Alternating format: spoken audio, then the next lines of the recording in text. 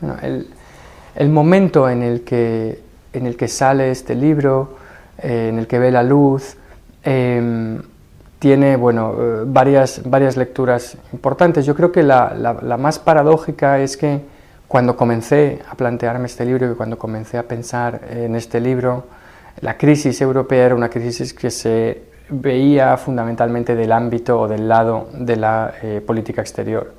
Nos encontrábamos ante la paradoja de que durante 10 años los europeos habíamos estado negociando un nuevo tratado, un tratado cuyo objeto fundamental era dar una respuesta a la capacidad o mejorar la capacidad de política exterior y de seguridad de los Estados miembros. Todas esas negociaciones han sido enormemente costosas, han estado llenas de frustraciones, retrocesos, los referendos en los Países Bajos y en Francia, más luego todo el complicado y largo proceso de ratificación, ha sido de un enorme desgaste. Y de alguna manera habíamos pensado todos que con la finalización del Tratado de Lisboa y su puesta en marcha, los europeos íbamos a dejar de mirar hacia adentro, hacia nosotros mismos, hacia mirarnos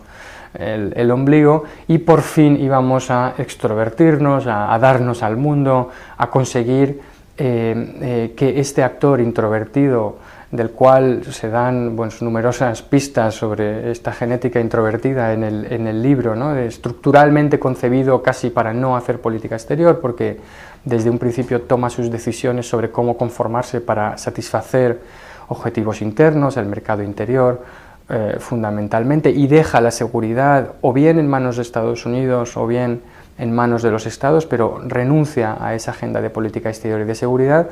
Como decía, estamos en un momento, al entrar en vigor el Tratado de Lisboa, en el que todos pensamos y decimos, por fin se va a hacer política exterior porque todos los instrumentos están en el tratado. El alto o la alta representante, en este caso el presidente estable del Consejo, y un servicio de acción exterior europeo, poniendo fin a un sistema que considerábamos sumamente disfuncional, que era el de las presidencias rotatorias en cuanto a la política exterior. Las presidencias o bien eran demasiado grandes, o bien eran demasiado pequeñas, o bien imponían una agenda, o bien no conseguían hacerlo, y por lo tanto teníamos siempre esta frustración permanente de la presidencia rotatoria de la Unión Europea. Pues bien, la paradoja es que cuando comienza el año 2010 tenemos un tratado sobre política exterior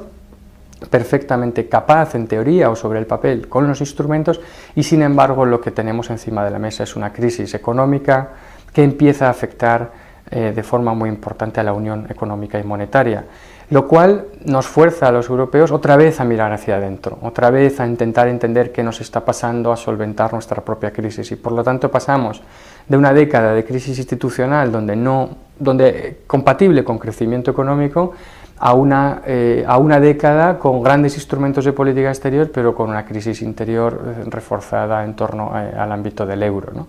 Entonces, es en este momento donde se concatenan estas dos sensaciones de crisis, la crisis de política exterior, la crisis hacia afuera, y la crisis del euro, que es la crisis hacia adentro.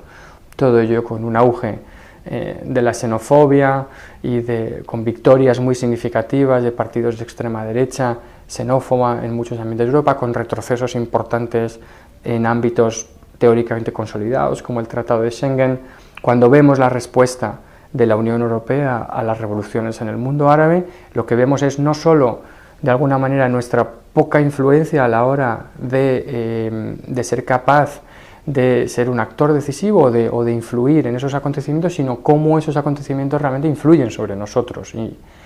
nuestra política exterior se ve de nuevo puesta en cuestión por la abstención de Alemania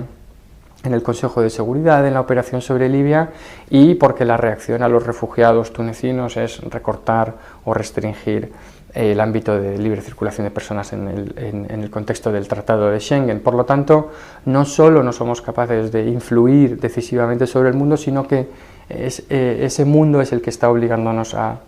atrincherarnos y de alguna manera a volver a mirar hacia nosotros. Y por tanto, lo que en el libro comienza o el planteamiento del libro, que era un análisis sobre la crisis de política exterior, se complementa con una crisis, digamos, que se derrama por otras dimensiones del proceso de integración europea y que nos obliga a mirar con la complejidad necesaria lo que tenemos por delante en estos años.